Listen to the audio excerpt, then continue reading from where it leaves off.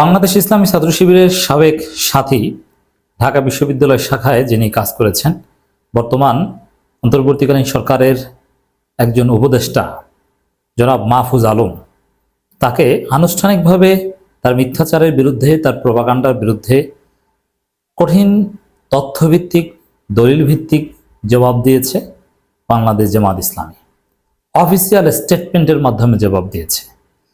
শুধু এই জবাবেই সীমাবদ্ধ থাকলে হবে না, জামাত শিবিরের উচিত এই মাহফুজের বিরুদ্ধে কুশপুত্তলিকা দাহ করা, আরও নানান কর্মসূচি দেওয়া।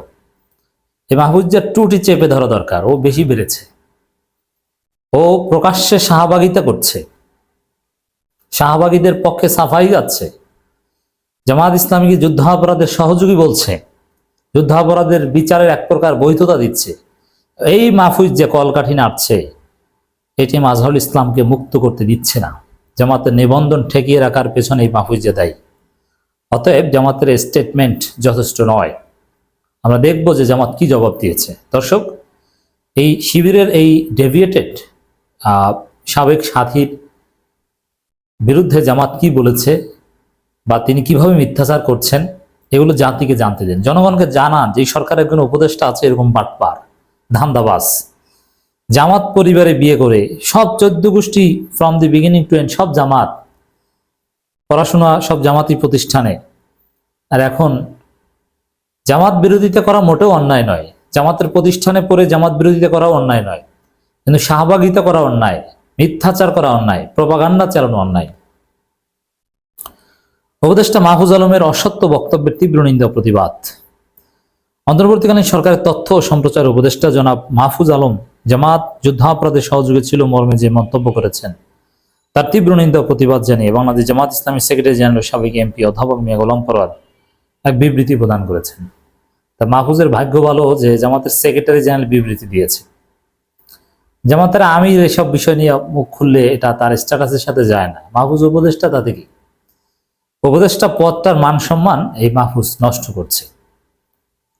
একজন উপদেষ্টার মধ্যে একটা ভাব থাকবে, তার কাজ আছে, কিন্তু রাত 3টের সময় ফেসবুক চালান, কাজকর্ম নাই। গত 12 মার্চ বুধবার অন্তর্বর্তী সরকারের তথ্য সম্প্রচার উপদেষ্টা মাহফুজ আলম তার দীর্ঘ এক ফেসবুক স্ট্যাটাসে জামাত যুদ্ধাপরাধে সহযোগী ছিল মর্মে যে মন্তব্য করেছেন, আমি তার তীব্র নিন্দা ও প্রতিবাদ জানাচ্ছি।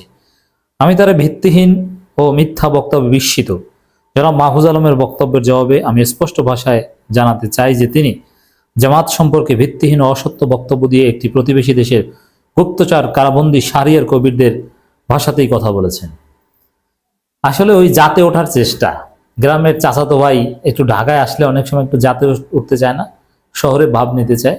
এই মাহফুজের অবস্থা হয়েছে এখন এরকম। তিনি আরো বলেন, জনাব মাহফুজ আলমের স্মরণ রাখা উচিত যে তিনি একটি অরাজনৈতিক অন্তর্বর্তীকালীন সরকারের উপদেষ্টা। সে কারণে কোনো রাজনৈতিক দলকে টার্গেট করে সমালোচনা, অসত্য বক্তব্য দেওয়ার কোনো নৈতিক ও বিধিগত অধিকার তিনি রাখেন না। রাজনৈতিক বক্তব্য দিতে হলে রাজনীতির ময়দানে এসে বক্তব্য দেওয়া সমীচীন। তার বক্তব্য বর্তমান অন্তর্বর্তীকালীন সরকারের অরাজনৈতিক চরিত্রকে প্রশ্নবিদ্ধ করছে। জামায়াতের উচিত আনুষ্ঠানিকভাবে এই মাহফুজের বিরুদ্ধে অভিযোগ জানিয়ে আসা। বিএনপি কিন্তু এই মাহফুজের ধরেছিল, আমরা ডিফেন্ড করেছিলাম, এখন কেউ বাঁচাবে না। বিএনপিও ক্ষুব্ধ, ভেবেছিল যে জামাতকে গালাগালি করলে বিএনপির কাছে আসবে, জীবনেও না। শাহবাগীরা, বিএনপি এখনো মনে করবে ওটাও শিবিরের একটা চাল, যেহেতু সাবেক শিবির, তা মাহফুজে একুল উকুল সব হারাবে।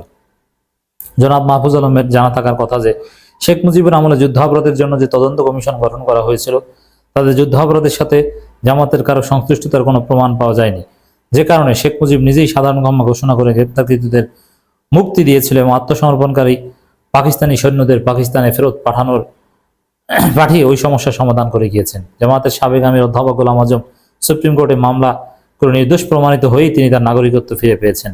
শেখ হাসিনা ক্যাঙ্গারু কোর্ট বসিয়ে জামাত নেতাদের বিরুদ্ধে মিথ্যা মামলা দিয়েছিল এবং তাদের দলীয় লোকদের দিয়ে মিথ্যা সাক্ষী সাজিয়ে জামাত নেতাদের যে বিচার করেছিল তা দেশে ও বিদেশে কোথাও গ্রহণযোগ্যতা পায়নি। শাহবাগে গণজাগরণ মঞ্চ বানিয়ে বিচারপতিদের ভয় দেখিয়ে যে বিচার করা হয়েছে তা ভালো বিচারের নামে একটি প্রহসন। তার প্রমাণ স্কাইপ কেলেঙ্কারি, সাবেক বিচারপতি সুরেন্দ্র কুমার সিনহার বক্তব্য, মাওলানা সাঈদীর মামলার সাক্ষী সুখরঞ্জন বালির বক্তব্য, এমনকি ব্রিটিশ সুপ্রিম কোর্টে হাসিনা সরকারের ওই বিচার গ্রহণযোগ্যতা পায়নি। এ থেকে প্রমাণিত হয় যে 1971 সালে জামাত নেতাদের যুদ্ধাপরাধী সহযোগী হওয়ার অভিযোগ সম্পূর্ণ মিথ্যা ও রাজনৈতিক উদ্দেশ্য প্রণোদিত। তা জামাত যুদ্ধাপরাধী সহযোগী, এটা একদম হাসিনার ন্যারেটিভ। তা মাহফুজকে তো থাপড়ানো দরকার, হাসিনার ন্যারেটিভ কেন রাজনীতি নিয়ে আসে? ওর তো রাজনীতি করার অধিকার নাই। অথচ এনসিপির ডিফ্যাক্টো লিডার এই মাহফুজ। এরকম এই স্যাসরা পোলাপানকে আমরা ঢাকা বিশ্ববিদ্যালয়ে অনেক থাপড়িয়েছি। ওরকম অনেক মাহফুজ না সরাসরি, ও মাহফুজের মতো অনেক আমার থাপ্পড় খেয়েছে, খোঁজ নিয়ে দেখেন। আমার সমসাময়িকরা এরা জানে, ক্রিকেটের স্টাম্প দিয়ে বহুত এরকম স্যাসরা পিটিয়ে সোজা করেছে, যদিও ওগুলো সব ছাত্রলীগের পোস্টার ছিল। ছাত্রলীগের আমলে ছাত্রলীগ পিটিয়েছে। এই ধরনের স্যাসরামের কারণে অনেকে ক্যাম্পাসে উত্তম মাধ্যম খায়। এখন মন্ত্রী হয়ে ভাব নিচ্ছে, ওর মন্ত্রিত্ব যাক, ও বাংলাদেশে থাকতে পারবে না, জনগণ থুতু দেবে, এনসিপি তো ওর জায়গা হবে না। দেখবেন, মানে ইসরে পাকা বলতে যা বোঝায়। 1971 সালে জামাত নেতাদের যুদ্ধাপরাধে সহযোগী হওয়ার অভিযোগ সম্পূর্ণ মিথ্যা ও রাজনৈতিক উদ্দেশ্য প্রণীত। জনাব মাহফুজ আলমের বক্তব্য সম্পূর্ণ অসত্য, ভিত্তিহীন ও অনুমান নির্ভর। তবে তার বক্তব্য কোনো রাজনৈতিক অসৎ অভিপ্রায় থেকে বা কোনো অপশক্তির ইন্ধনে তাদের এজেন্ডা বাস্তবায়নে অপরিণামদর্শী আকাঙ্ক্ষা থেকেও হতে পারে বলে দেশবাসী মনে করেন। এটা একটা ভারতের দালালি হতে পারে, কারণ জামাতের বিরুদ্ধে এরকম ন্যারেটিভ নির্মাণ বা এতে টাকা পয়সা বা ইন্ধন দিলে শুধু ভারতই দিবে, অন্য কেউ নয়। আর যুদ্ধাপরাধী ইস্যু নিয়ে ভারত ছাড়া অন্য কেউ জামাতের বিরুদ্ধে ষড়যন্ত্র করতে আসবে না। তথ্য সম্প্রচার উপদেষ্টা জনাব মাহফুজ আলমের লেখার জবাবে আমি সুস্পষ্ট ভাষায় আরো জানাতে চাই যে বাংলাদেশ জামাত ইসলামী আহলে সুন্নাত ওয়াল জামাতের পূর্ণ অনুসারী। জামাতের আকীদার বিষয়ে প্রশ্ন তোলা সম্পূর্ণ অবান্তর ও ইখতিয়ার বহির্ভূত। জামাত ইসলামী, ফরাইজি জামাত, জমিয়ত ওলামা ইসলাম, নিজাম ইসলামের সাথে ব্রিটিশ আমল থেকে শুরু করে স্বাধীন বাংলাদেশে 2025 সাল পর্যন্ত বিভিন্ন ইস্যুতে ঐক্যবদ্ধভাবে আন্দোলন করে আসছে। 1983 সালে জামাত ইসলামী সাবেক আমির অধ্যাপক গোলাম আজম চরমনাই, পীর মাওলানা ফজলুল করিম, খেলাফত মজলিসের নেতা শেখুল হাদিস আল্লামা আইজুল হক, জমিয়ত উলামা ইসলামের নেতা মাওলানা মহিউদ্দিন খান, নিজাম ইসলামের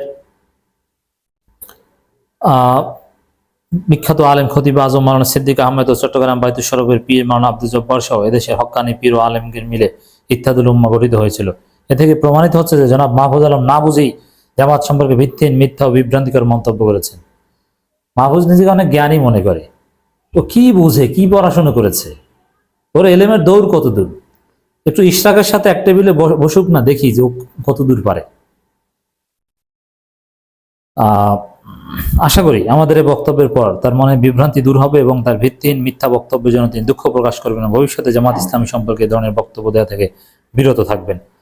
জামাত ইসলামের উচিত মাহফুজের বিরুদ্ধে আরো বেশি সোচ্চার হওয়া। ডক্টর ইউনূসকে স্পষ্টভাবে জানিয়ে দিয়ে আসা উচিত জামাতের একটা প্রতিনিধি দলের, যে নিরপেক্ষ সরকার উপদেষ্টা কিভাবে জামাত বিদ্বেষ প্রচার করে। মনের মধ্যে ওর বিদ্বেষ থাকলে থাকুক, ওটা শ্বশুর শাশুড়ির সাথে দেখাবে, কিন্তু ও উপদেষ্টা হিসাবে এগুলো কি বলছে, কিসের উপদেষ্টা?